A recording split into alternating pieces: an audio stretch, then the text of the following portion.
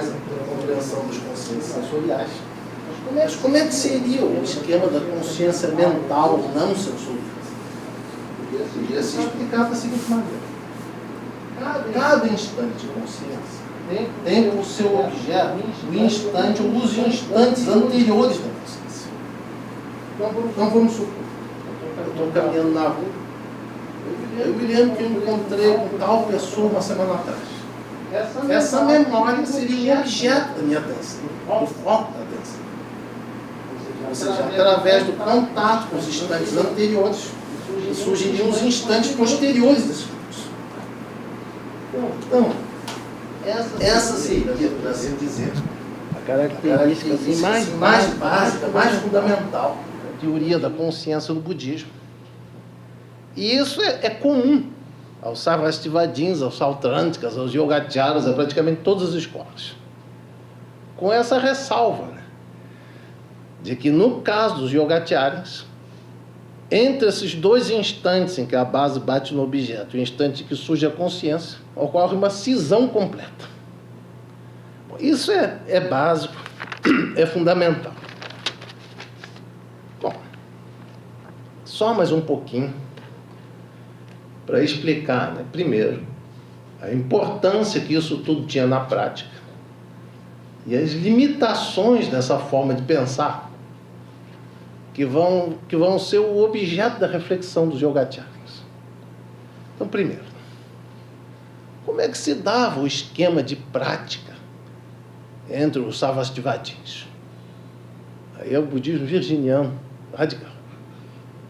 Bom, os Sarvastivadins, primeiro eles davam uma importância muito grande àquilo que se chama os estágios mundanos do caminho. Ou seja, você ouve o ensinamento, você reflete sobre o ensinamento. Então vamos supor, nós aprendemos o que são essas 18 esferas. 6 bases, 6 objetos, 6 consciências. Aí nós refletimos sobre essas 18 esferas, sobre 2 aspectos.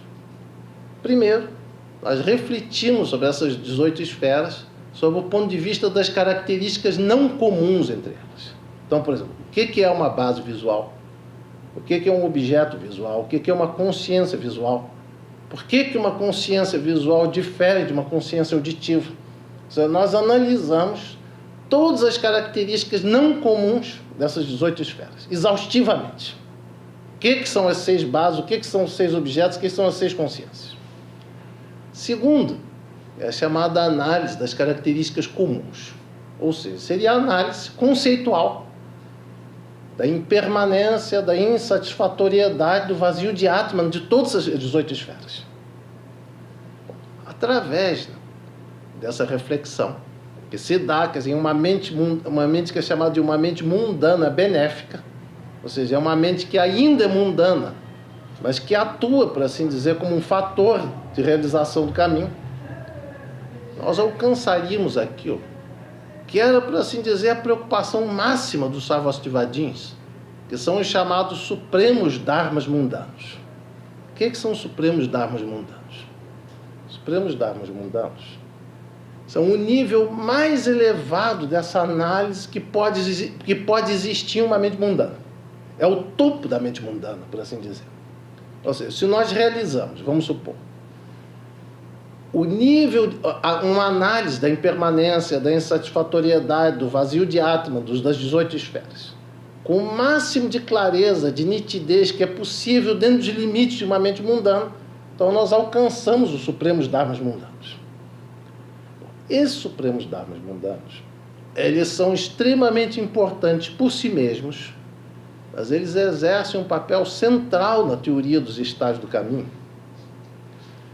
na medida que eles são o instante de consciência exatamente anterior à entrada no primeiro estágio supramundano. Ou seja, a entrada no caminho da visão, o estabelecimento no primeiro daqueles 4 estágios que aparecem no budismo mais clássico, ele se dá a partir da realização dos supremos dharmas mundanos. Aí é uma coisa curiosa.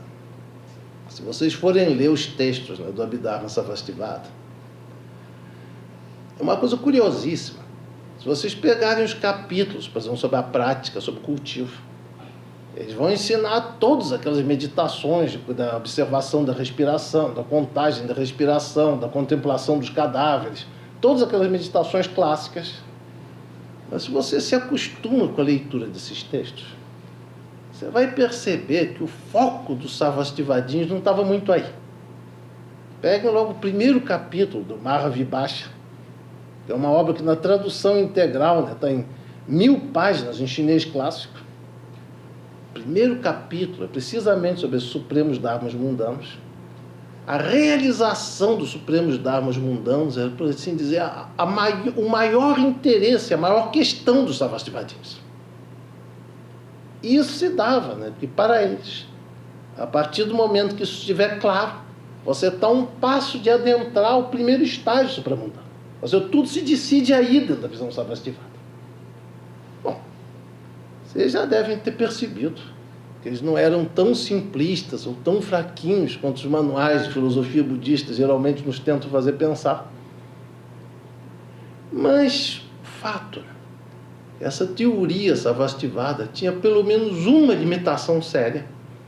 E é essa limitação que vai conduzir ao estilo de pensar o caminho que é próprio dos Yogacharyas.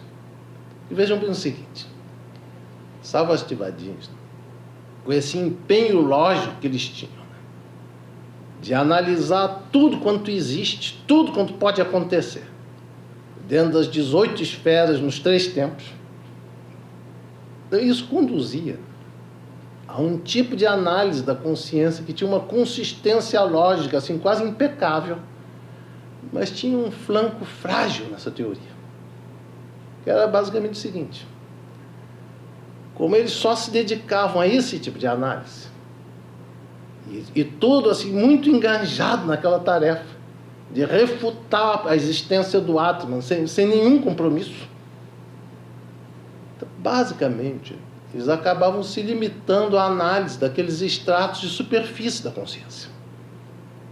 E os Sarvastivadins, eles tinham uma tremenda suspeita. Qualquer coisa que parecesse vagamente com o inconsciente, com uma consciência subliminar, alguma coisa do gênero, eles já achavam que as raízes do Atman já estavam se manifestando. Eles eram extremamente radicais.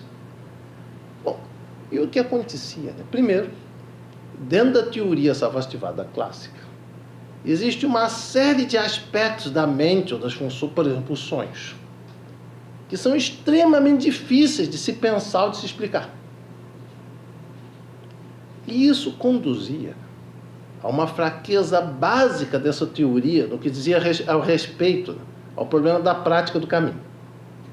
E vejam bem o seguinte: qualquer tratado da literatura budista, pode ser Sarvastivada ou Yogacara, qualquer escola praticamente, ela divide o caminho em 2 aspectos. Primeiro seria o caminho da visão, ou seja, nós eliminamos aqueles fatores, quer dizer, aqueles kleshas, aqueles fatores de continuidade do samsara, que podem ser eliminados através de um raciocínio correto.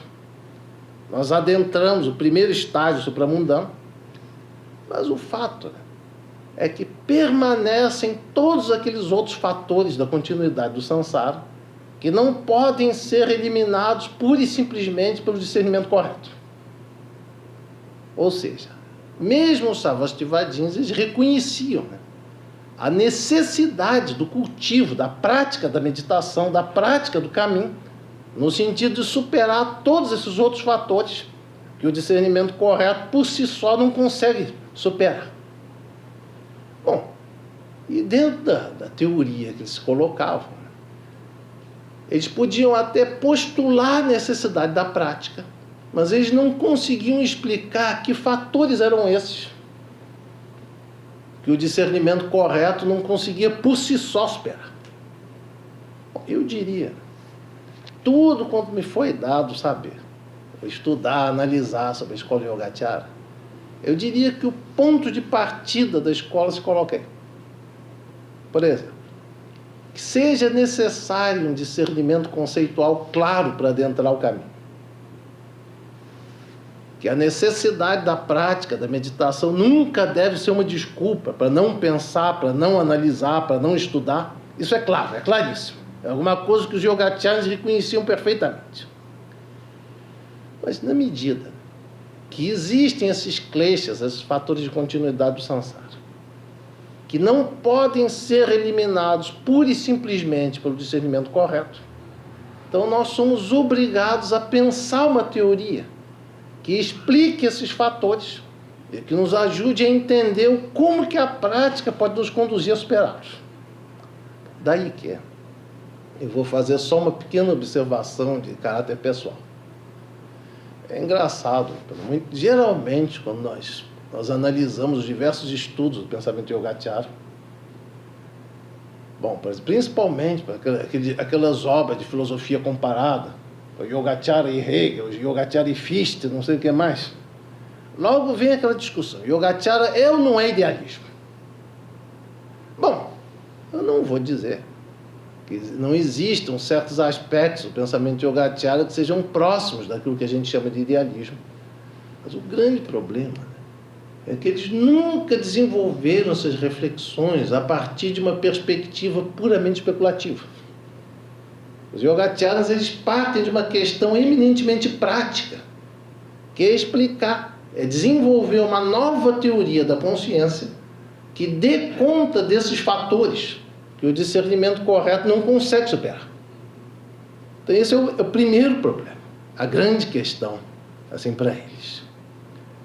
Então, para terminar essa primeira fala, eu só vou colocar alguns pontos básicos da visão Yogacara e também como que eles estruturaram uma outra teoria, por assim dizer, eles reformularam a visão Sarvastivada em uma visão completamente distinta. Então, primeiro ponto. Bom, já foi dito, e nisso eu tenho convicção, que o ponto de partida dos Yogacharyas era precisamente desenvolver uma concepção da mente que explicasse esses fatores que o discernimento correto não consegue eliminar e como que esses fatores podem ser superados. Esse é o ponto de partida. Bom, filosoficamente falando, existe um outro ponto de partida que eu já coloquei, mas vou repetir, porque as coisas importantes a gente sempre tem que reiterar. Dentro da visão, da concepção Sarvastivada, existia aquela convicção extremamente forte, extremamente arraigada, que o instante em que a base bate no objeto e o instante que surge a consciência são absolutamente simultâneos. Bom, os Yogacharyas, e aí eu tenho desconfiança que eles estavam corretos, eles vão romper com essa visão, né, no sentido de que, se nós formos pressupor aquela concepção do tempo, né, de que os dharmas surgem no futuro, eles param um instante no presente e caem no passado. Então, né, dentro da visão Yogacara, o instante em que a base bate no objeto, no momento em que surge a consciência, ele já caiu no passado, ele é completamente inacessível à nossa experiência. Ou seja, o que nós podemos realmente vivenciar, o que nos é possível vivenciar é apenas uma sucessão de instantes de conhecimento, ou de instantes de consciência. E isso possivelmente seja a razão, né, que aqui no Ocidente se traduz frequentemente Vijñanavada ou Yogacara como mente apenas ou consciência apenas. Até que ponto é assim? Se é alguma coisa a ser discutida. Bom, para finalizar, eu desenvolvi, logo que eu retornei ao Brasil, em 2005, eu fui sucessivamente cobrado no sentido de fazer algumas exposições sobre a escola Yogacara.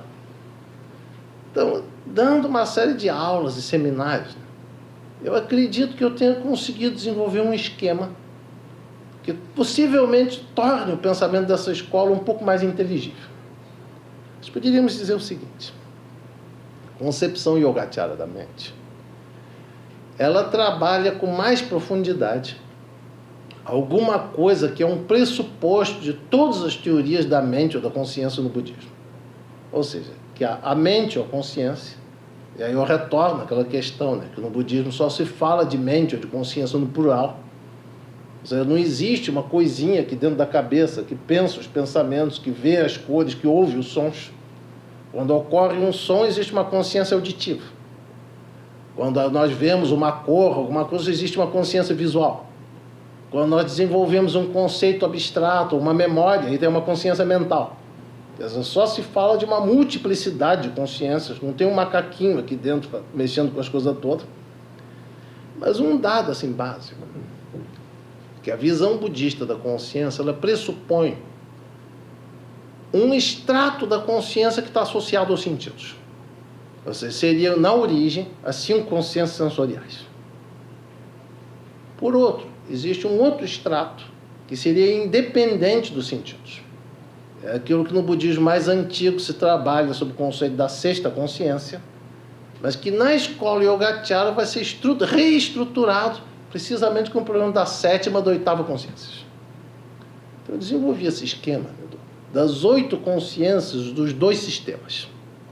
Nós teríamos um sistema de 6 consciências que está associado aos objetos sensoriais e um outro sistema da 7ª, da 8ª consciências que procura dar conta dessa dimensão da consciência independente dos dados sensoriais.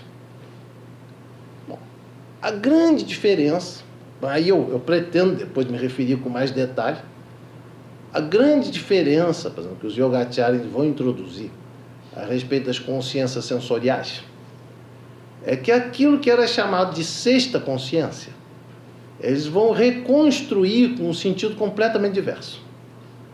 Ou seja, no budismo mais antigo, 6ª consciência é quase que um sinônimo da consciência não sensorial, da consciência mental. Os Yogacharis vão transformar a 6ª consciência em uma instância que organiza, que estrutura os dados dos sentidos em um todo coerente. Bom, isso é fácil de explicar.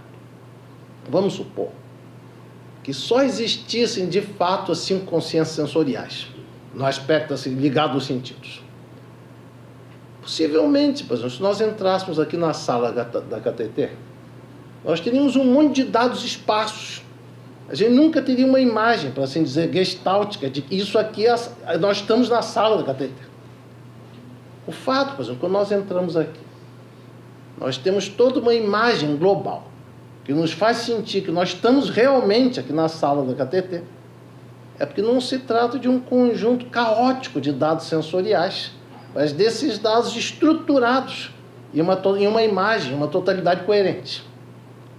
Bom, nesse ponto, talvez a gente possa pensar que os Yogacharis não eram tão bons em lógica quanto os Sarvastivadins, mas certamente eram psicólogos bem melhores. Bom, então essa é uma primeira mudança que eles vão introduzir. Agora, a segunda mudança vai ser o desenvolvimento desses conceitos da 7ª, da 8ª consciência. E isso vai ter uma importância imensa, por razões que eu vou explicar agora. Esse é o primeiro ponto. O conceito da 7ª, da 8ª consciência, ele visa explicar, por um lado, essa dimensão da consciência independente dos sentidos, a consciência não sensorial. Por outro, ele visa explicar os mecanismos mais profundos da continuidade do samsara, ou seja, aqueles kleshas, aqueles elementos que a pura e simples discriminação não consegue eliminar. E o que é curioso, eles vão ter alguma semelhança analógica com aquilo que a gente chama de inconsciente. Eu vou explicar o porquê disso. Então, primeira coisa, 7ª e 8ª consciências. A 8ª consciência seria basicamente aquela causalidade das sementes kármicas, as sementes que vêm desde um passado imemorial. A 7ª consciência seria uma espécie de uma instância que toma esse fluxo como seu objeto e faz surgir pela primeira vez o conceito de um Atman, de um eu, de uma autoidentidade.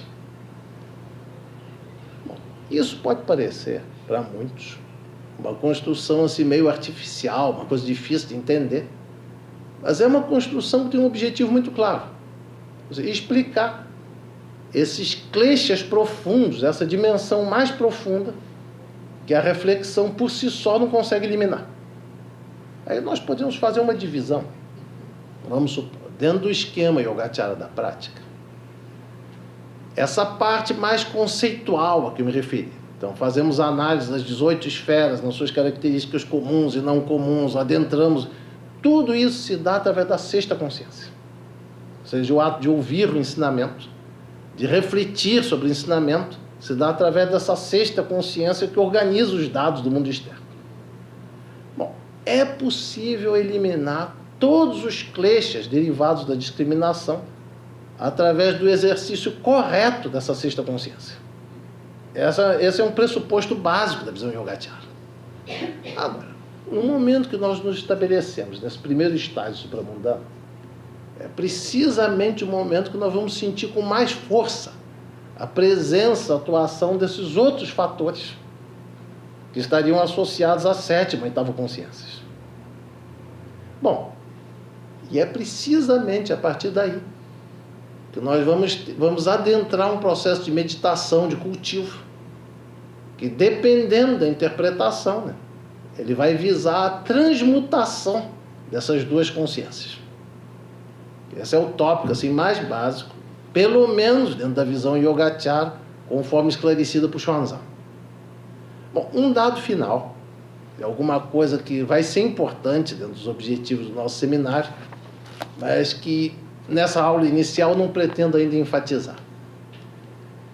Inegavelmente, como, por exemplo, o conceito do inconsciente na psicologia moderna, como ele é formulado a partir de questões, de problemas um pouco diferentes daquilo da teoria Yogacara, eu não vou dizer que seja precisamente a mesma coisa. Existem diferenças assim, bastante claras, mas existe uma única semelhança, que eu acho que autoriza pelo menos uma metáfora, alguma coisa, uma analogia, digamos, entre esses dois campos.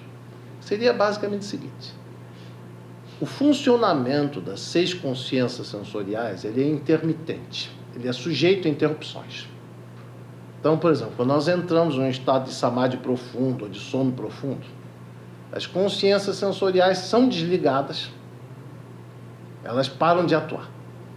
Agora, o funcionamento da 7ª, da 8ª consciências é ininterrupto. Ele está funcionando agora, no nosso estado de vigília. Ele continua funcionando no estado de sono profundo. E pelo menos na maior parte dos estágios de concentração de samadhi, ele ainda se faz presente. Ou seja, é um fluxo ininterrupto que independe, por exemplo, do vínculo sensorial. Quer dizer, é nesse sentido, que eu não vou dizer que seja a mesma coisa que o inconsciente da psicologia moderna, mas que pelo menos se autoriza uma certa analogia entre esses conceitos. Bom, é o que eu tinha a dizer na primeira aula. Podemos conversar um pouco. Vamos entrar na fase mais importante desse nosso aprendizado. Bom, à vontade. Questões, colocações, qualquer coisa.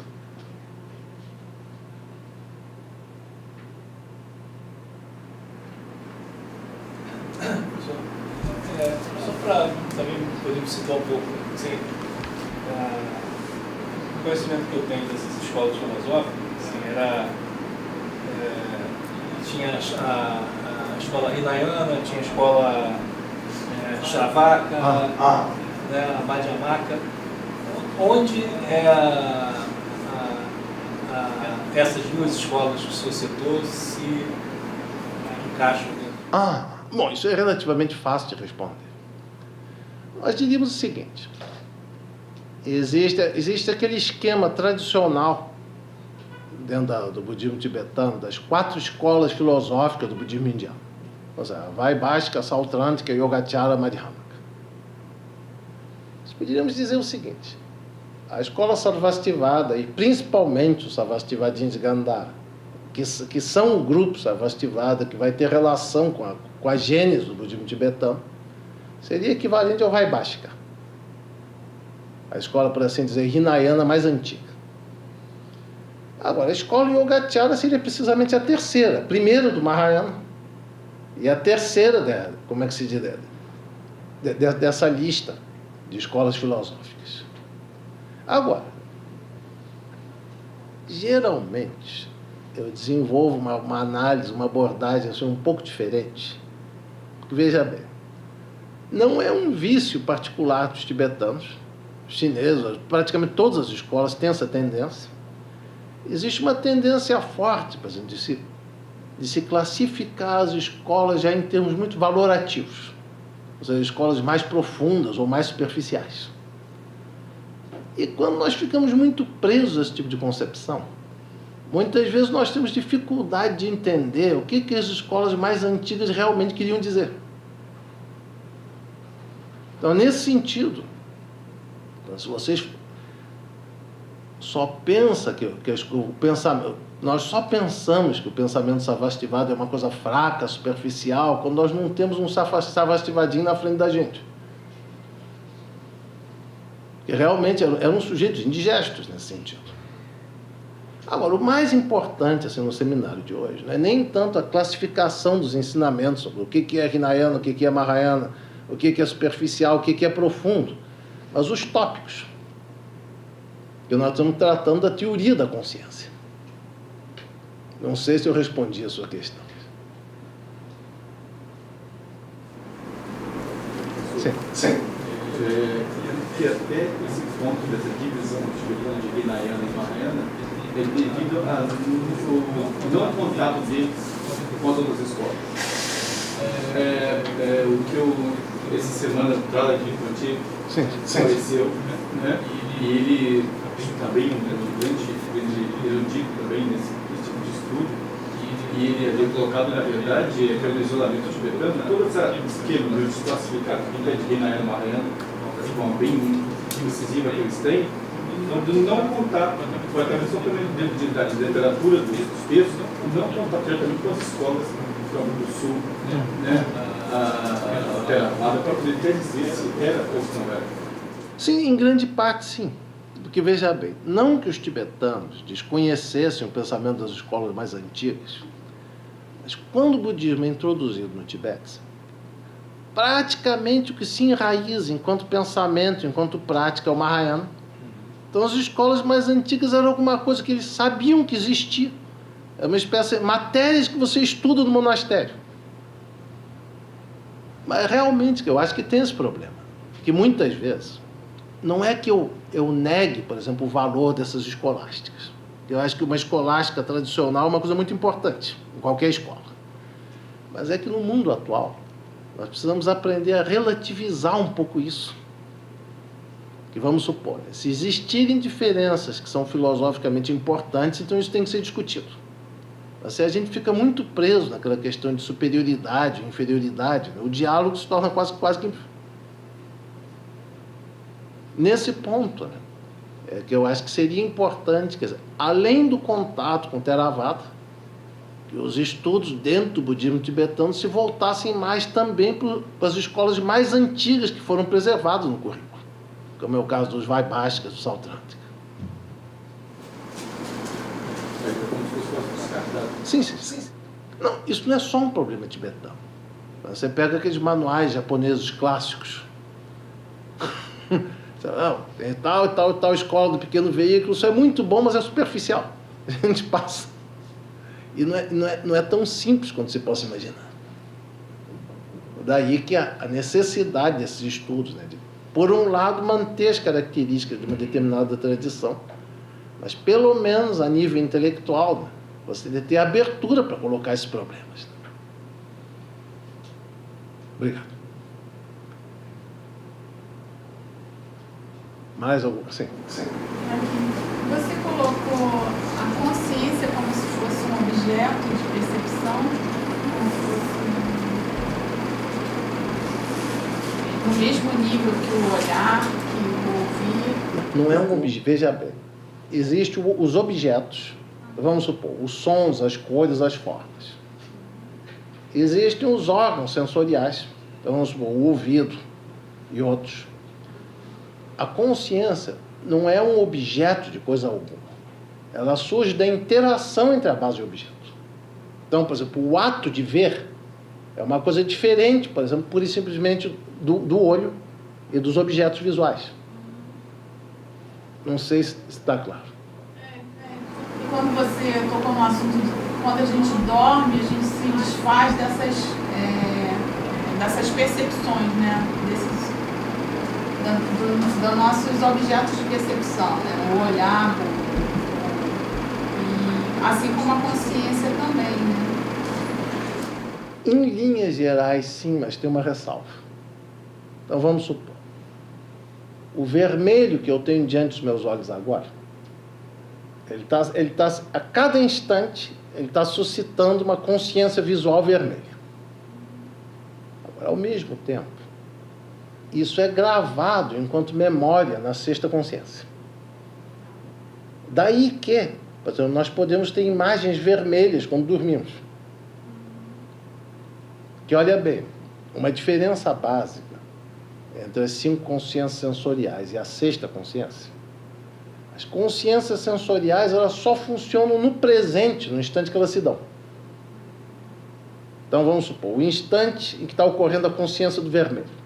Tem a minha base visual, tem a cor, em função disso surge X instantes de consciência visual vermelha.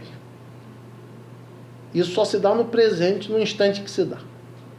Agora, a consciência mental, ela pode ter por seu objeto, né, o passado e o futuro. E, num certo sentido, aquilo que nos entra pelos sentidos é gravado enquanto imagem conceitual. E isso permanece no fluxo da consciência. Isso é uma coisa bastante bem explicada no primeiro capítulo do Abhidharmakosha. Mas é importante esse tipo de perguntas que você faz até para precisar certos aspectos da teoria. Sim. Desculpa, você estava falando. Não, pode falar.